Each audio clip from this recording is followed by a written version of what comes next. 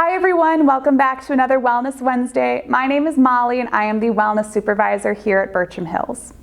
So today I wanted to talk a little bit more about what wellness actually is and the 8 different dimensions of wellness that we observe here at Bertram Hills and that we try to make sure that we extend to all of our residents. So we'll take a little bit of time, we'll go through each of them, talk about ways that we can focus on our wellness in each of those areas, and hopefully this will give you some ideas of ways that you can do this at home as well. So let's get going.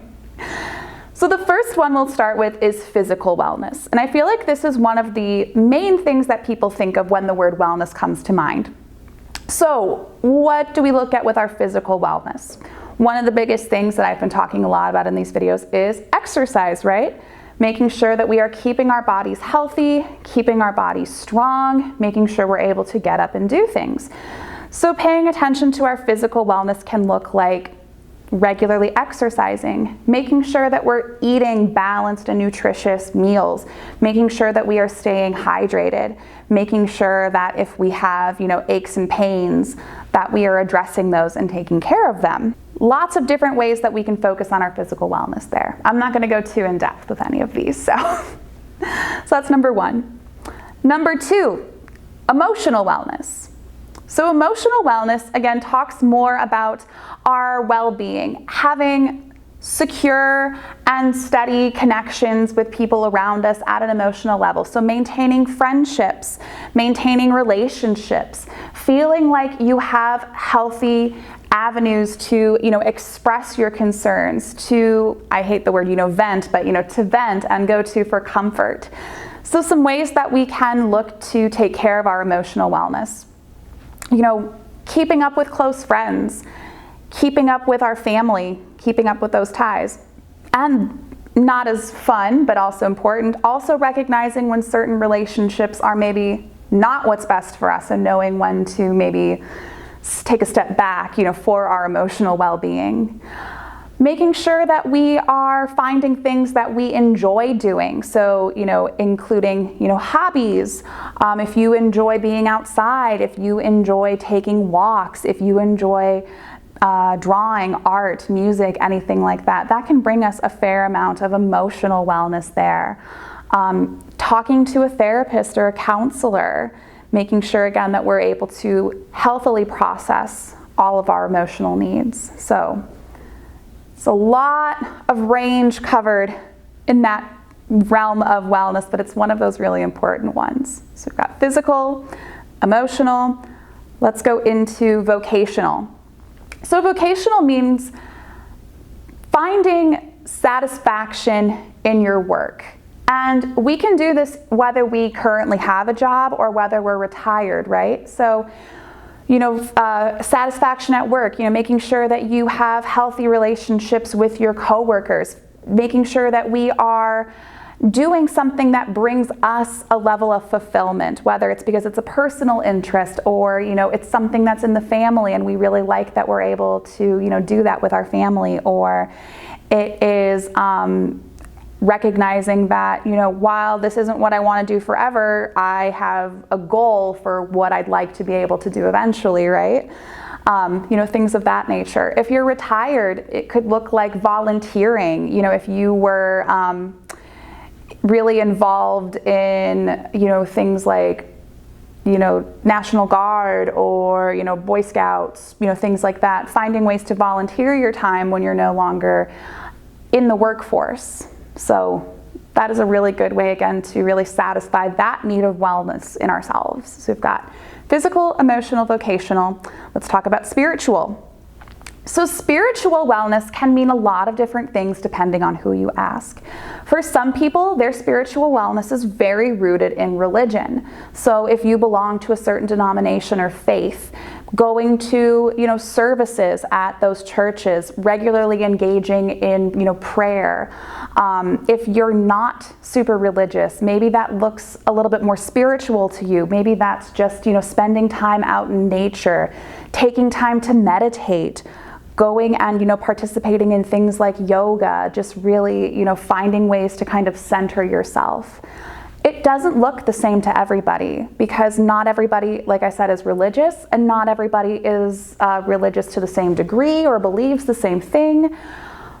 But it's finding a way to kind of, find that inner peace. So like I said, whether that is participating in some sort of like religious group, or if it's finding something that enables you to feel centered, enables you to feel calm, So for me, like, I love taking walks outside.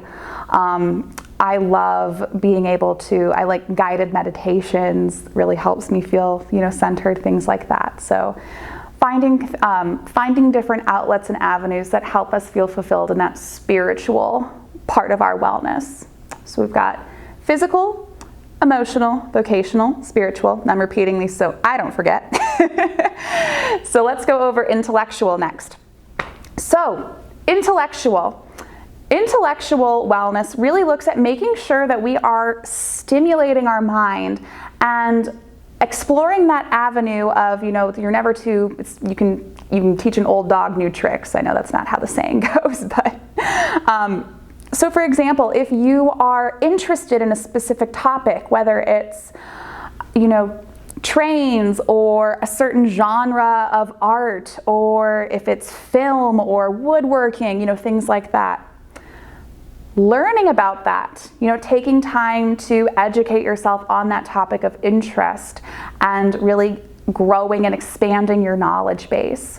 Whether it's, it looks like I'm going to go back to school and get a degree, whether that looks like I'm going to watch a new documentary, or I'm going to watch this National Geographic special, or, my friend is a nurse and she has a lot of experience in this particular field. Like, I'm going to ask her questions about it because I'm interested. The list goes on. But really what intellectual wellness looks like is finding ways to stimulate your mind and continue to be able to grow as an individual in those areas, learning that, just because you're no longer in school or you're no longer in the workforce, that doesn't mean that your knowledge base stops.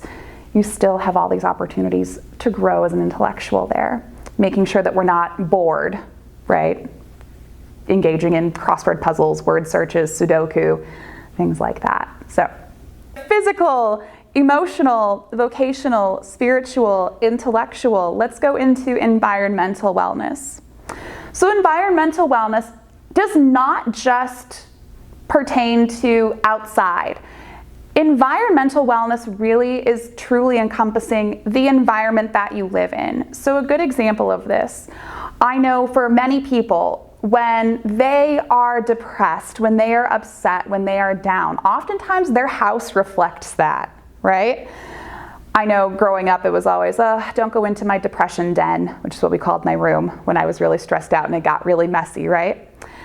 When our environment is in disarray, oftentimes this will impact how we are feeling on our own, or in our own way, so to speak. So if I look around and there's laundry everywhere, the dishes aren't done, I really need to vacuum, that's going to take a toll on my emotional health, my mental health, right? And in some cases, my physical health. So a big part of environmental wellness is making sure that you are in an area that makes you feel safe, that makes you feel secure, that makes you feel like you can unwind. Sometimes that looks like making sure that we are, again, like keeping up with those daily tasks of, okay, I got to make my bed, I got to do the laundry, I got to do the dishes. Sometimes it looks like if you're in a living situation that is a little bit toxic, like if there are toxic relationships around you, right? Recognizing that that's maybe not a good environment for you and needing to step out of that. It also pertains to the environment, out in nature, right? So spending time outside, making sure that we're recycling, trying to use reusable products, trying to limit our carbon footprint, trying to minimize the amount of plastics that we use, things like that. So it pertains both to nature and your immediate kind of living environment. It can pertain to your work environment, all those different types of things. So we got a couple more to touch on here. The next one we're going to talk about is financial wellness. So financial wellness, kind of straightforward, kind of is what it sounds like, but it's being in a place where your finances are not adding to your stress. I know that this is a big topic of discussion in America right now as we look at things like healthcare reform, minimum wage, things like that. People who are diabetics being able to afford their insulin, people who need specific medications or treatments being able to afford those things, right? And if you've ever been in a situation where you're restricted for treatment by your finances, whether it's, again, in a medical situation or being able to afford your rent, that's really stressful and it takes a big toll on your wellness. So financial wellness can range from making sure that we are, we have a savings account if you're able to do that. I know that's not something that everyone is able to do. Having a job that pays you well, looking to have benefits so that insurance can help with covering certain things, looking to have a little bit of extra money that you can spend on things that are fun, like taking vacations or eating out every once in a while, right? This is a really extensive portion of wellness, and again, it really caters to each person as an individual. But we know, and I think most of us can say that at some point in time, when funds were low or we were in a position where we didn't think we were going to be able to afford, something specific, how that adds to our stress, right? So financial wellness takes a deeper look into that. And then the 8th area of wellness that we look at here at Bircham is what we just call health services. So it's looking at all of the different services that are available to us in order to meet these needs. So, for physical wellness, going to places like physical therapy, occupational therapy, right? Those are really great services to help us in that area. Or, being able to, go to the doctors, being able to go talk to a psychologist, being able to go and meet with all of, those different aspects of the healthcare field that help us to meet all of those different needs.